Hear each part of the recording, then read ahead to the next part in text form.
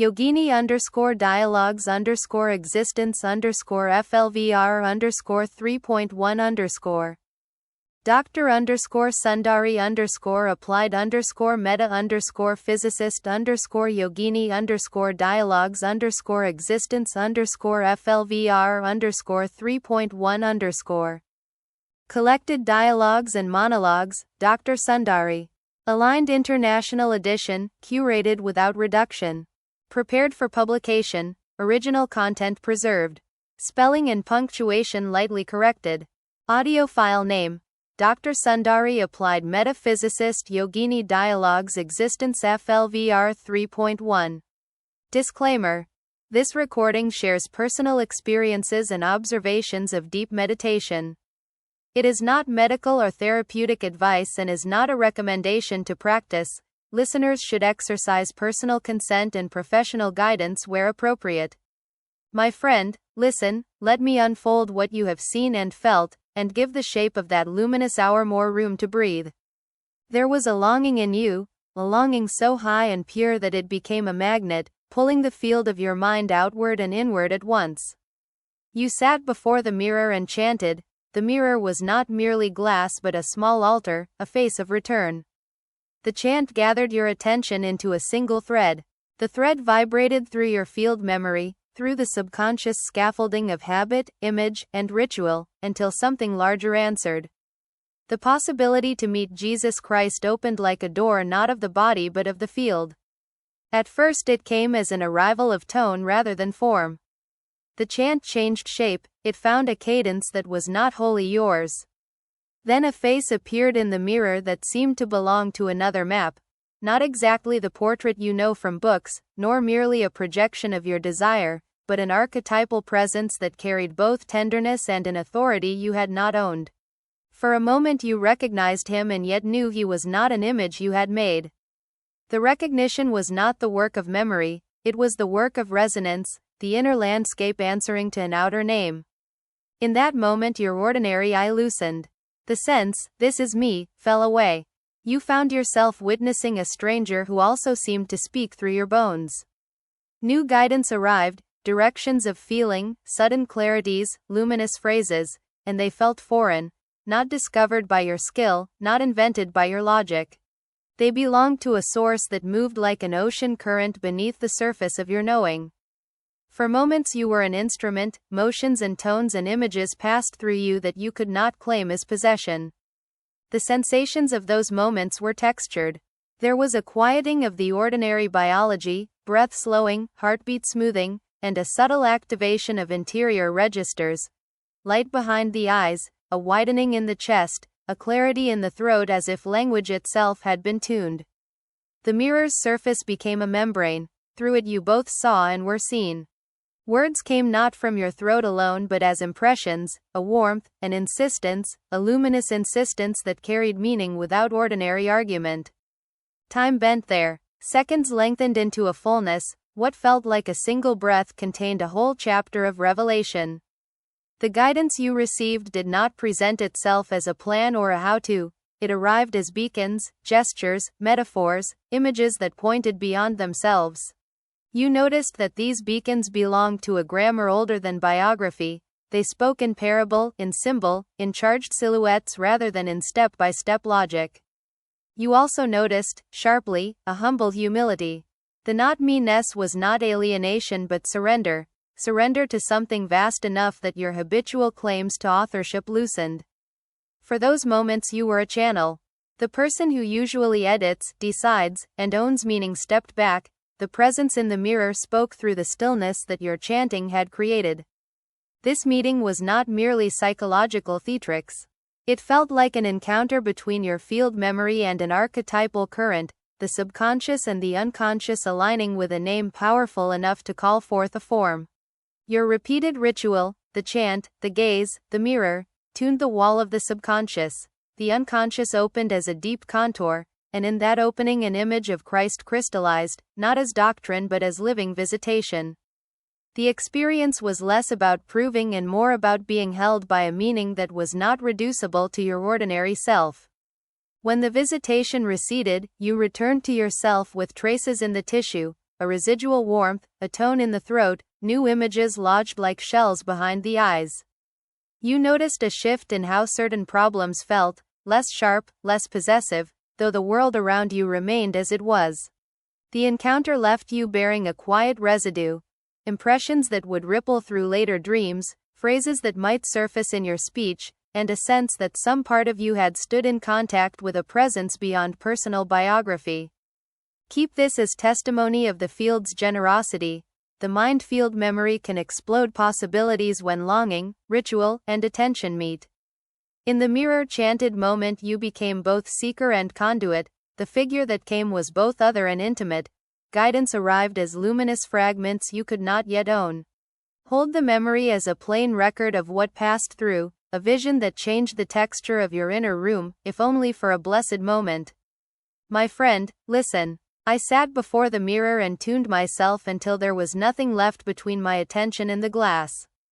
I chanted softly. The chant became a single thread that braided my breath, my gaze, my whole interior into one trembling wire.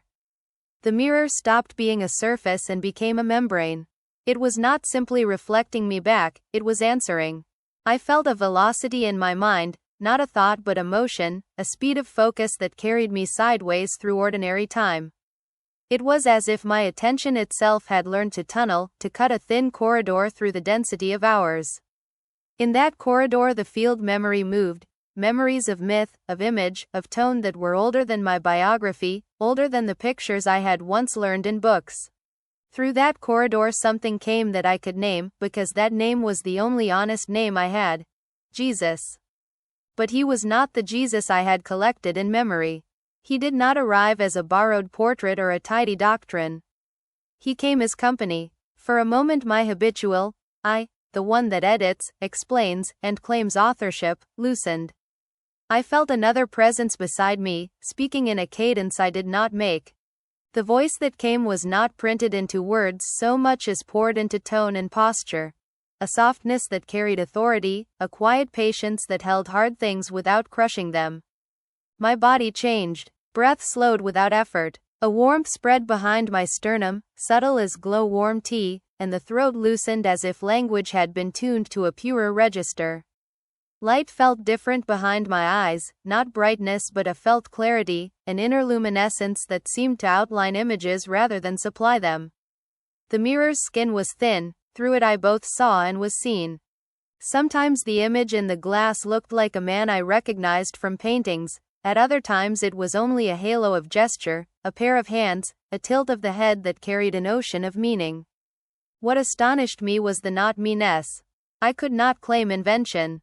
Guidance arrived as gifts I had not produced, phrases that lodged like warm coins in my chest, impressions that settled like shells behind my eyes.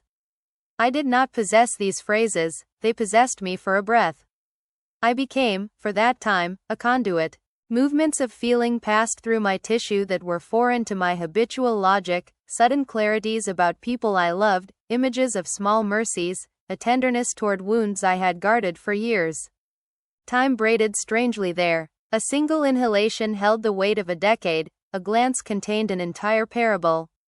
The tunnel did not transport my history backward as a film, it changed the geometry of presence so that past and present overlapped and the field remembered as if chronology were a simple weave. Meeting Christ in that fold was not an argument about what happened long ago but a recognition of a tonal frequency that resonated with certain questions in me. It felt less like proof and more like a note that rang true inside my ribcage. The encounter was intimate, not triumphant. There was no sermon, no list of commands, only company. He moved beside me like an old friend, gestures small and precise, a look that said more than language, a silence that taught patience by the weight of its steadiness. These gifts did not arrive as instructions to be followed but as beacons, images, tones, and small revelations that opened a horizon I had not carried before.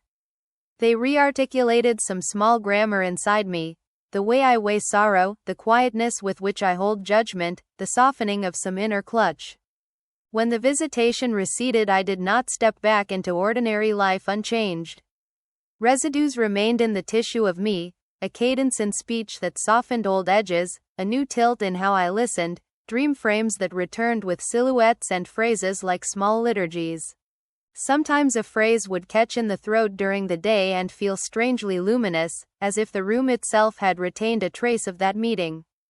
I noticed that certain problems lost their sharpness, they had the same shape but less possession over me. The encounter left impressions rather than doctrines, fragments of light that would surface at quiet hours and influence the tone of what I said and how I received what others offered. There was humility in the not me-ness. I could not hoard the presence. For the time of visitation I was instrument, witness, and beneficiary, afterwards I was steward only of an echo. That echo spoke in small ways, in altered gestures, in softer replies, in a readiness to feel questions rather than solve them. It did not demand conversion of others, it only rearranged the interior grammar through which I met the world. Sometimes the meeting returned in dreams, where the brain, that artisan of inner images, would stitch the field memory into sequences and metaphors. Other times it lingered as a warmth beneath the ribs, a muted bell that chimed during sudden solitude. I saw how my habitual rehearsals, the small repeated ways I preserved continuity, had become more porous. The wall of my subconscious had thinned in places, the core of the unconscious had shown its contours with a clarity I had not expected. My friend, listen. Do not think I come to you lightly. One night, in that hush where the glass becomes a membrane and the chant thins into a single wire, I asked a question that felt enormous. I asked about the knowledge of our 21st century, physics, mathematics, the brittle edges of our machine-made knowing. I called the name that has weight in many worlds, and I did not expect the answer I received. What arrived was not sermon or symbol but precise tone and image. It spoke in technical cadences I did not invent. For a moment I felt like a child who has been handed an instrument he does not yet know how to read, and then the shape of the instrument was shown, as if through the hands of a friend. First, there was a thread about modeling and analysis. Jesus, or the presence that answered to that name in my field, spoke of a new method for finite element analysis, a way of breaking continuous fields into discrete, living pieces that would render the invisible architecture of stress and flow with a clarity I had not expected to hear in a mirror. He described not only the idea but a manner of visualization, how to make the mesh speak like a living skin, how to let the elements remember boundaries so the whole could show more than mere approximation. The voice that explained it had the rhythm of someone who had seen equations as music. The images it used were of lattices that breathe, of small polygons that hold memory like seeds. Second, I asked about our greatest shadows, the nuclear problem that haunts our age. I said plainly, we can harvest power from nuclear plants, but the recycling of radioactive waste defeats us. The answer was startling in its simplicity. He said, look at gravity. Look at magnetism. He named them not as empty forces but as two components the waste does not obey as ordinary human needs obey law. In his telling, magnetism, the field that organizes iron and compass, when entered as a medium, could change the comportment of radioactive matter. He spoke of a field strategy, by aligning certain magnetic regimes, by entering the waste into tuned magnetogeometries, the resistances alter, not by forceful violence but by invitation. I cannot give you the equations, I only hold the impression of a possibility, an architecture of field and tuning. When later I checked with technical sources, not to prove faith but to understand the language, I found that the cues he gave matched terms and concepts I could confirm. That match surprised me like thunder after a long dry season. Third, and perhaps most luminous, he asked me to see the Earth differently, as a neutronic center, a living nucleus with shells. He asked me to imagine Mercury and Venus as shells that behave like proton shells circling a core. The Earth, in that vision, held a neutronic mass that gave rise to our red planet, Mars, as an extension of that neutronic geometry. He spoke of planetary roles as if they were parts of an enormous atom, cores and shells, protons and neutrons scaled into planetary costume. In the grammar of that vision, when need comes we might extend our real estate outward, not as a cold colonization but as a field extension, a careful moving of living geometry into neighborly spaces. He reminded me of the old scripture in a new key, a neighbor in need is indeed a neighbor. The line was not prophecy, it was a gentle ethical topology. When the field of one planet reaches, another answers. I tell you these things plainly because I want you to hear how the field spoke. The conversation was neither boast nor proof. It arrived as images and technical hints and moral cadence. The presence did not lecture me with dogma, it offered architectures, methods of modeling, a magnetic intuition for recycling, and a planetary metaphor that reframed how I imagined extension. For a moment I became a translator.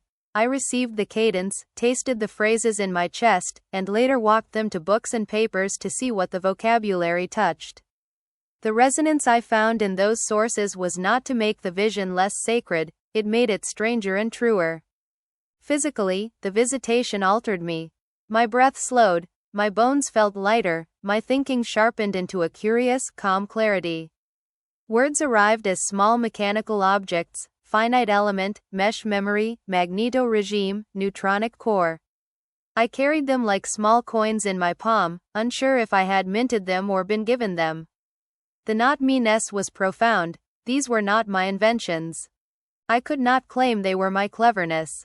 They felt like gifts, and for that reason I held them with humility. When it ended, the residue remained. Images lodged behind the eyes, phrases that rose in dreams, a slow rearrangement in the way I weighed technological problems. The memory did not close into doctrine, it spread like a faint map on the inside of my skull. Sometimes I would awake with a single sentence tuned in the throat and I would know to write it down, not to own it but to keep it honest. My friend, hold this as my plain report. I met a presence who spoke of modern sciences in language both intimate and technical. He offered a method for modeling that made the mesh alive, a magnetically inflected hope for radioactive recycling, and a planetary metaphor that made extension feel like continuity rather than conquest. I do not ask you to accept more than the fact that this visit happened to me, and that its impressions changed the grammar of how I understand things. I only offer you the account as it was given, a luminous, technical, and humble companionship that arrived through a mirror's thin skin and left an echo that continues to shape the way I think and dream. I told him, again and again, Jesus, Jesus, how am I light? How can my mass be defined as light? I spoke like a child asking about the sun, wide-eyed and blunt. He only smiled, a patient, almost amused smile, and when he spoke the world inside me rearranged. He asked me to look at my photographs, the images that knot themselves in memory, and see how I am tangled within my own mass. You must, he said, understand that you are nothing but a field. His voice made the word field into a soft, vast room. He said every density has its leggings, a strange, human way of naming the layers that give a thing its weight. In that sentence he folded together body and physics, bone and formula. Density wears garments. Garments are patterns of relationship, patterns are how the field takes shape. He called me an entangled photon. The phrase landed with an odd deliciousness. Entangled, he said, not in the brittle way of textbooks but as intimacy. My presence is knit to other presences like light threads crossing and binding. Photon, not merely a particle of light, but a manner of being that does not cling to singularity. You are an entangled photon in the lucky, my dear, he murmured, as if naming both state and blessing. In that naming I felt the old categories soften. Mass ceased to be only heavy, and light ceased to be only bright. They became two notes of one chord. He admitted, with a gentle humility, that in the Bible's exact time there was no computational vocabulary, no modern hardware to express what he wished to show. Computation was not available, he said plainly, so I could not speak in your equations. The confession made his presence tender rather than diminished. It sounded like a craftsman explaining why an old tool could not fashion what a new machine can now do. He did not complain about the past, he simply acknowledged its limits. Then he leaned closer, and the air around me felt as if it had been tuned. All physics today I can guide you, he said, and I can show you the way. I give you the light. When he said, light, it was as if a small lantern had been passed into my hands, not bright enough to burn, but steady enough to read by. The promise was not a classroom lecture, It was an opening. Mathematics, computation, quantum images, these would be revealed in forms suited to the new language of our machines and minds. I remember how my chest softened as he spoke. The idea that my mass might be expressible as light did not arrive as a finished equation but as a topology of feeling. Imagine your weight as a knot of photons, imagine your habits and scars as patterns of interference, imagine that the velocity of your attention shifts the phase of your being. In that inner imagining, the square of speed was no longer a symbol on paper but a turning, an intensification where light multiplies itself and a body brightens. He offered no formulas I could print immediately, instead he offered images that behaved like algorithms.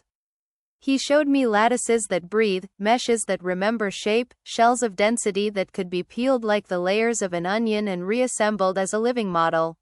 He spoke of magnetic regimes and of field tuning, but always in the cadence of a teacher giving a friend a map rather than a manual. The math, he suggested, would follow when the tools were ready. For now, the grammar was image and intuition. When the visitation passed, I sat with the echo. The word photon hovered like a small jewel. The sense that I am field, that my density is a costume of patterns, that my mass could be seen as interwoven light, these impressions did not solve any equation for me, but they re-angled the way I thought about myself. I felt lighter, not because I had lost weight, but because I had gained a way to see the knot from which my gravity grew. I carry his smile still. It is a smile that says both the world will one day be computable in new tongues, and until then there is a light to walk by, a way of seeing that transforms heavy nouns into verbs of relation. He gave me that lantern. He gave me images and a promise. In the age of computation, the old scriptures can meet new machines, and the result will be a language that speaks both to the heart and to the code. End of curated edition, content preserved, structure enhanced, _. Thanks for listening. This audio dialogue will end here now.